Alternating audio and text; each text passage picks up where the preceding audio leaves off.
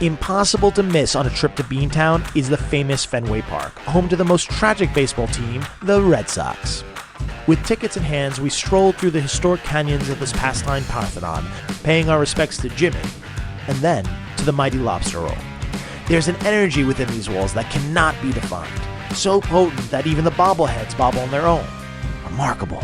If we could only just harness this power for science. Before heading up to our $15 cheap seats, we grabbed 2 Sam Adams like the locals. What are you? 21, please. $21? What is this, Reykjavik? Anyway, we paid, we toasted, we made our way to our panoramic seats, taking in the sights and the sounds of this ancient, truly American coliseum. Despite having one of the worst teams on planet Earth, sorry, Boston, I'm from New York, the locals here are friendly and inviting and easy to talk to, well, at least for me. Brad decided to test their patience. It did not go well.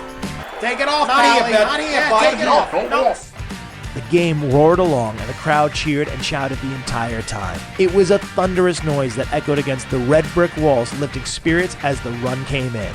Yep, just one run. That's all they had. It was a fine night for a baseball game in one of the oldest cities in America, its spirit alive and well in the house that Carlton built. Love the Fisk. Hey there. Sorry. Hey guys, thank you so much for watching. You can If you like this episode, don't forget to check out one of our other cities. like and subscribe, and we'll see you later. I'll do the like and subscribe, and we'll see you later. Perfect, great.